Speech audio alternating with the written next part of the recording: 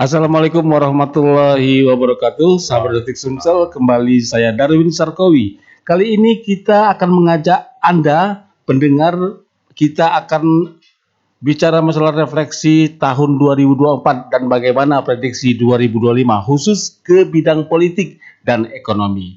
Di politik sudah terjadi banyak kejadian ya, terutama kita punya presiden baru, ada Prabowo Subianto dan Gibran Raka Buming Raka sebagai presiden dan wakil presiden. Kemudian di Sumsel ada Herman Deru yang kembali menjadi gubernur di Sumatera Selatan, serta ada Ratu Dewa di wali kota Palembang. Dan Mas Hadi di Dr. Hadi Prayogo, seorang pengamat dan juga direktur di Detik Sumsel Palembang. Pak Hadi, ini banyak kejutan di masalah politik di Sumatera Selatan. Ada Herman Deru yang kembali menjadi gubernur di Sumatera Selatan. Kemudian Ratu Dewa yang kemarinnya pernah menduduki sebagai sekda di Kota Palembang dan akhirnya menjadi wali kota di Kota Palembang. Meskipun ada banyak yang kecewa, tapi paling tidak kita sudah punya gubernur dan wali kota di Palembang. Bagaimana Pak Hadi melihat kondisi sekarang di Sumatera Selatan? Kembalinya Herman Deru sebagai gubernur di Palembang, di Sumatera Selatan. Baik Pak Darwin, sangat luar biasa. Assalamualaikum warahmatullahi wabarakatuh. Waalaikumsalam warahmatullahi para pemirsa Detik Sumsel. Jadi sangat luar biasa pertanyaan dari Pak Darwin tentang refleksi politik dan ekonomi 2024 dan bagaimana menjelang 2025. Kita ke nasional dulu Pak Darwin. Kalau berdasarkan catatan kita di nasional ini sebenarnya juga sangat luar biasa. Yang pertama terjadi momen-momen politik yang cukup penting. Jadi pemilu, kemudian pilpres, lalu pilkada. Pilkada serentak. Iya, pilkada serentak November kemarin. Jadi kita catatin yang nasional dulu. Di nasional dulu kita lihat bahwa peristiwa-peristiwa politik ini bagaimanapun mau tidak mau kita harus akui bahwa ketika momen politik itu cukup berhasil. Artinya tidak terjadi chaos, tidak terjadi kerusuhan dan sebagainya, mulus berlangsung. Tetapi masih ada catatan di sini. Catatannya adalah bahwa tingkat golput masih cukup tinggi.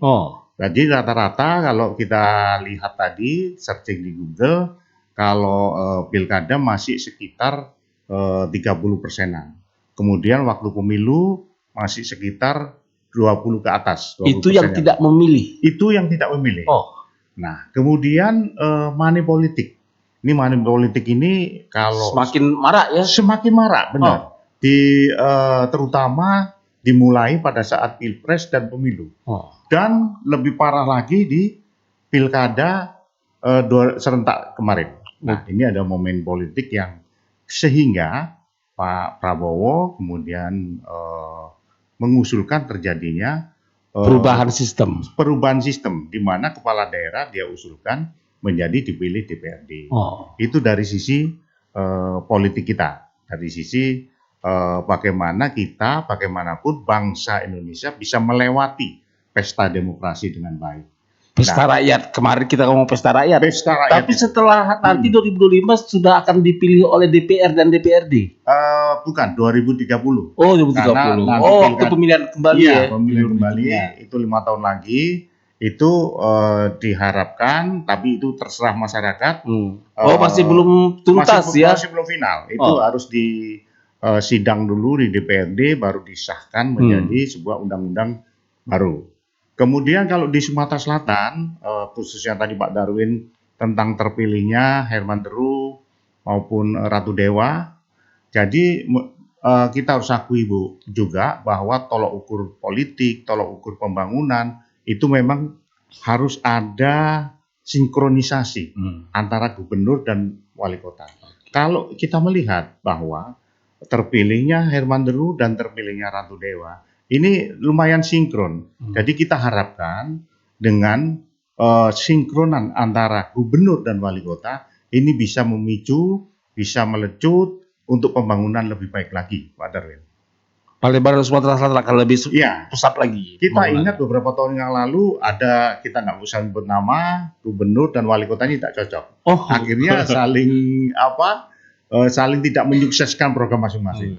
Nah, kalau saya melihat baik Herman Deru maupun Ratu Dewa ini paling tidak ada kecocokan, sehingga kita harapkan masyarakat Sumsel, Palembang khususnya sebagai ibu kota Sumatera Selatan ini bisa berkembang dengan baik. Oke. Artinya Sumsel dan Palembang insya Allah akan menjadi lebih baik. Seolah menjadi lebih baik lagi. Oke. Insya Allah. Insya Allah. Oke. Tapi kalau ada dukungan masyarakat. Ya, jadi kalau mengingat sejarah kemarin, ada beberapa gubernur yang memang tidak cocok dengan wali kota. Nah, kalau ini saya lihat, baik itu Herman Deru maupun Ratu Dewa, saya lihat ada matchingnya, sehingga kita harapkan pembangunan Sumsel dan pembangunan Palembang sebagai ibu kota Sumsel itu bisa serasi. Oke. Itu. Terkait dengan banyak kota dan kabupaten di Sumatera Selatan, apakah bisa cocok juga? Ya, di 17 kabupaten kota, saya pikir jadi gini, kalau kita melihat tolok ukur di pembangunan di sebuah provinsi, memang selain di provinsinya, juga di ibu kotanya.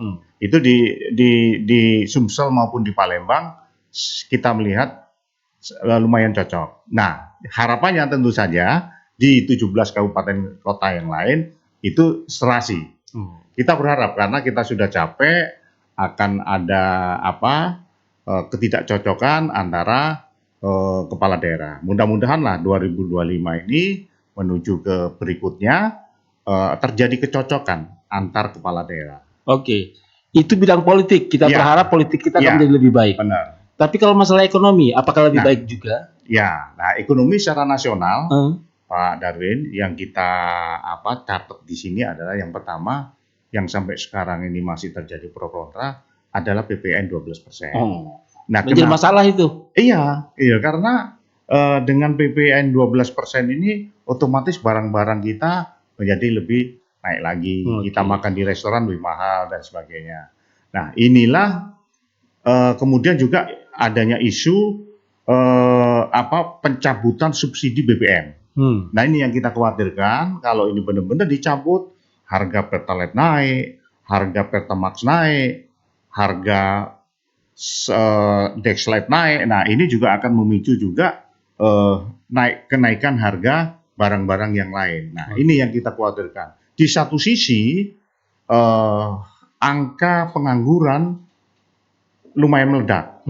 Dan kemarin itu direkod oleh sebuah lembaga, beberapa perusahaan sudah mendaftarkan akan terjadi PHK massal di tubuh perusahaannya masing-masing. Ini tentu saja kita semua, masyarakat Indonesia, baik itu media dan sebagainya, kita harus waspada. Tapi sepertinya kabar baik untuk para PNS, Mas Hadi. Para PNS, ya. Ada kenaikan gaji katanya. Kabarnya. Kita yang bukan PNS cuma ya amin saja. Amin, ya. Mudah-mudahan yang swasta juga naik. Iya bisa. Gitu kan. Amin, gitu kan. Gitu. Nah, kalau PNS ya memang wajar karena itu dibiayai oleh APBN. Jadi mereka juga akan mengalami kenaikan. Tapi yang kita lihat adalah di luar PNS ini profesi kita banyak. Karena itu pandai-pandai kita untuk semakin hati-hati dan berjuang dalam meniti masalah ekonomi dan politik di 2025. Tapi politik kita tidak terlalu berpengaruh. Meskipun ada kenaikan besar untuk PNS. 2025 Januari kabarnya sudah naik gaji PNS. Nah, itu akan berdampak pada kenaikan harga biasanya. Oh, berarti ke masyarakat kecil berarti? Iya, kan biasanya kalau gaji PNS sudah keburu diumumkan, harga tempe, harga tahu kan naik di pasar, Pak Darwin. Iya, kalau kita lihat pengalaman tahun-tahun sebelumnya. Nah, karena itu ya kita harus, yang bukan PNS ini harus siap-siap ini, ya kan, harus juga bagaimana mempertahankan eksistensi kehidupan kita. Pasang-pasang strategi bagaimana perusahaan-perusahaan swasta ini juga mampu menaikkan pendapatan dari karyawannya masing-masing. Gitu. Riz, jangan sarapan, Riz. Agak mahal harga nasi uduk sekarang. Oh, jadi yang pasti kita lebih sejahtera atau bagaimana secara ekonomi Indonesia secara umum? secara umum ya, kalau kita melihat baru saja apa saya pelajari juga, secara umum semakin berat Pak Darwin. Semakin berat. Bukan berarti kemudian saya mau melemparkan pesimistis. Artinya dengan kita berpikiran semakin berat, kita harus semakin berhati-hati. Dan yang terpenting adalah satu, bagaimana kita kreatif di 2025. Karena kalau semakin kreatif is make money. Artinya kalau kita kreatif, itu akan menciptakan uang. Nah, karena itu kita nggak usah khawatir, khususnya kawan-kawan media, asal kita kreatif di 2025, mudah-mudahan kita mampu bertahan dan bahkan berkembang. Insya Allah ada saja jalannya duit itu. Iya, kreatif makes money. Kreatif makes money. Ya. Dia kalau kita kreatif akan bikin uang. Ya, menciptakan uang. Menciptakan uang. Ya, kira-kira. Jadi tidak usah khawatir banget ya. Ya, harus kreatif. Kreatif Harus terus. Kreatif. Ya, semuanya harus kreatif. Pak Hadi, ini masalah ekonomi. Ya. Tentu saja Sumatera Selatan, Palembang, bahkan Indonesia itu akan menjadi banyak kejadian-kejadian yang kira-kira akan mengejutkan masyarakat. Terutama masyarakat kelas bawah ya, terutama menjelang Ramadan dan Idul Fitri, bahan pokok pasti akan naik. Bagaimana kondisi kita? Sementara kemarin Prabowo menginginkan kita akan lebih sejahtera, mendukung perekonomian masyarakat kelas bawah. Ya, baik. Ini luar biasa ini pertanyaannya, Mas Darwin. Tapi saya kira kita sebagai media ikut mengamati, kita masih melihat satu program lagi dari Prabowo yang perlu pembuktian dan mudah-mudahan berhasil. Yakni adalah program makan bergizi yang saat ini sudah mulai dilaksanakan dengan tender-tender yang mengarah nanti ketika tender selesai sudah mulai bisa dibagi makanan bergizi. Saya pikir dengan makanan bergizi itu anak didik generasi-generasi muda lebih cerdas. Itu bagusnya. Jadi kita jangan menyuarakan yang sedih-sedih. Nah, meskipun ada sedihnya yang tadi Pak Darwin bilang, bagaimana ini menghadapi Lebaran, menghadapi Ramadan dan sebagainya. Jadi saya pikir inilah saatnya bagi masyarakat Indonesia, kalau menurut saya ya sebagai media itu yaitu tadi bagaimana kita hidup dengan kreatif, penuh inovasi untuk mempertahankan eksistensi kita sebagai sebenarnya kreatif masyarakat. Bukan saja untuk media ya, kreatif juga untuk banyak masyarakat. Banyak masyarakat. Seluruhnya. Bukan hanya media massa aja. Jadi pegawai-pegawai misalnya gini, saya melihat ya, ada sekarang ini trennya meskipun dia bekerja, tetapi kadang-kadang di rumah dia shopping online. Aku melihat gitu, ada beberapa kawan yang melakukan itu. Ini kan ide kreatif.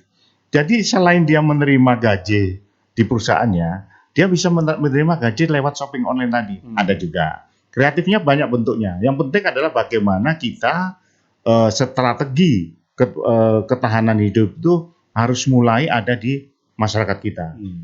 Itu Pak. Secara pribadi harusnya kita sendiri ya. Harus tumbuh di kesadaran kita sendiri bahwa kehidupan ini bisa kita lalui dengan baik, dengan strategi. Terus kemudian tentu kalau kita tidak banyak pengeluaran, tapi itu tadi saving harus didampingi dengan kreativitas. Itu yang terpenting dalam 2025 ini Pak Darwin. Oke, 2025 harus lebih banyak menabung artinya. Dan kreatif. Kreatifnya ya. Tidak hanya menabung, tapi kreatif yang menghasilkan uang. Oke, siap. Gitu. Dan itu saya kira dengan era digital ini semua kita bisa melakukan. Oke. Banyak kreativitas yang bisa kita tempuh. Iya, banyak kreativitas yang kita tempuh. Karena ilmu sekarang, Pak Darwin, bukan hanya kita tempuh di sekolah, kita bisa lewat YouTube, bisa lewat medsos, itu bisa kita melihat keberhasilan orang lain dan yang layak kita tiru. Itu kira-kira. Oke. Kalau misalnya masyarakat kita kan dijanjikan oleh Prabowo itu bisa lebih sejahtera 2025. Karena kepemimpinan baru ini. Janji Prabowo itu insya Allah kita akan lebih baik. Janji seperti apa yang akan dimunculkan oleh Prabowo nantinya? Ya, saya bukan tim ses Prabowo, tapi ini sebagai media aja saya melihat. Jadi gini, ada kalau kita pelajari di waktu mahasiswa kemarin, ya, ada seorang pengamat politik yang mengatakan bahwa siapapun itu pemimpinnya, semua itu tergantung pada rakyat. Artinya kita nggak perlu makan janji-janji yang dilakukan oleh presiden siapapun itu, baik itu mulai dari Pak Bung Karno, dari mulai Pak Harto dan pemimpin-pemimpin yang lain setelah itu, tetapi tergantung kreativitas kita, saya kira. Nggak akan, saya pikir pengaruhnya bisa aja ada pengaruhnya ya, tetapi yang lebih penting adalah bagaimana memberdayakan, bagaimana membangkitkan masyarakat kita agar itu tadi bermental baja, bermental kreatif. Ada sebuah penelitian Pak Darwin, yang ini yang harus kita cermati dan harus kita sampaikan di sini adalah generasi muda sekarang ini semakin ke sini, kelahiran tahun 2000 ke atas itu semakin manja. Ada nggak? Pernah nggak baca itu? Yo, sini semakin manja. Dia sangat tergantung sekali, masih tergantung sama orang tuanya. Dan pernah ada digambarkan bahwa generasi muda ini kalau kita bebani di sebuah pekerjaan, dia gampang merajuk. Nah karena itu, ini karena apa? Dia pengaruh game online, pengaruh istilah kerennya itu mager, ya kan, malas gerak, itu kan, sehingga ketika disuruh bekerja, anak-anak Gen Z ini itu lebih bermental manja. Nah ini harus kita gerus bersama-sama, para orang tua maupun seandainya anak muda pas menonton podcast ini, kita harus mulai anak-anak muda ini kita ledet supaya tidak manja. Itu Pak, supaya bisa bertahan di kehidupan selanjutnya. Anak muda pasti mengkhawatirkan 2025. Ya, itu tadi karena karakter dia, Pak Darwin bisa kalau misalnya sekelilingnya, misalnya ada anak muda, misalnya adik atau ponakan dan sebagainya atau tetangga, lebih banyak waktunya itu main game online. Lebih banyak magernya. Lebih banyak magernya. Mereka kalau bekerja ya paling telat, misalnya bekerja jam 7, jam 6 baru bangun. Gitu kan? Karena apa? Malamnya dia nonton online, main game online. Main-mainan dan sebagainya. Untung tidak judi online gitu. Ini kalau game online kan enggak ini. Kalau ini judi online nih. Nah, ayo masyarakat kita himbau di sini bagaimana kita menjadikan, saya kira juga di lingkungan kita semua, termasuk juga di lingkungan anak-anak saya, itu kita harus cegah agar mereka ini tidak terjebak pada budaya manja. Itu untuk khususnya Gen Z tadi. Gen Z ini. Ya. Kalau Gen Z kira-kira umurnya berapa deh ya? 17, baru tamat SMA seperti itu ya, 20. Iya, sekitar 20-an Gen Z itu. Berarti lagi tumbuh-tumbuhnya harusnya. Lagi tumbuh usia kapan mereka tuh masuk usia produktif. Kan 21 sekarang kan sudah sarjana, Pak. 21, 22 sudah sarjana. Sudah pinter-pinter sekarang sebenarnya. Nah, sudah waktunya bekerja. Nah, seperti itu. Padahal dulu pada zaman saya umur 25 masih kuliah waktu itu. Weh Pak Darwin, kalau kita Pak kuliah sambil kerja dulu, misalnya kalau saya dulu, karena untuk membantu orang tua, bahkan di SMA pun saya sudah peternak ayam dengan kawan-kawan. Jadi budaya mental kita ini mental baja, mental berjuang. Dulu? Gitu. Iya. Kalau sekarang malah lebih manja anak-anak. Ini jadi musuh sebenarnya ya. Seharusnya sebenarnya ini bisa jadi musuh, bisa juga jadi kawan. Kalau kita pandai memanfaatkan, karena semua ilmu itu ada di sini, terutama dengan munculnya meta itu kan, apapun bisa kita tanyakan di sini. Tetapi ketika kita sibuk dengan ini terus, nah itulah terjadi budaya generasi muda yang manja. Bahkan malas gerak tadi ya, mager tadi ya. Itu. Ya. Tapi insya Allah 2025 kita akan lebih baik. Harus. Kondisi apapun. Ya.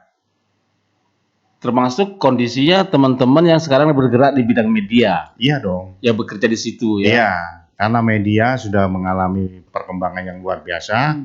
Kita harus bertahan, bahkan kita harus berkembang. Intinya tadi kreatif. Kreatif makes money. Oke. Jadi apapun yang terjadi teman-teman harus kreatif. Harus kreatif. Oke, baik. Demikian Pak Ya. Hadi, terima kasih. Ini Terima kasih. Dr. Hadi pengalamannya, karena Pak Hadi ini termasuk orang yang berpengalaman di bidangnya. Banyak pengalamannya, seorang dokter. Ya. Ya, dokter di bidang komunikasi. Saya S2 saya di ilmu komunikasi, S3 saya ilmu manajemen pendidikan. Oh, manajemen pendidikan. Ya. Pak Hadi, terima kasih. Ya, terima Sukses, kasih. mudah-mudahan kita akan lebih baik 2025. Terima kasih Pak Darwin. Assalamualaikum warahmatullahi wabarakatuh. Waalaikumsalam.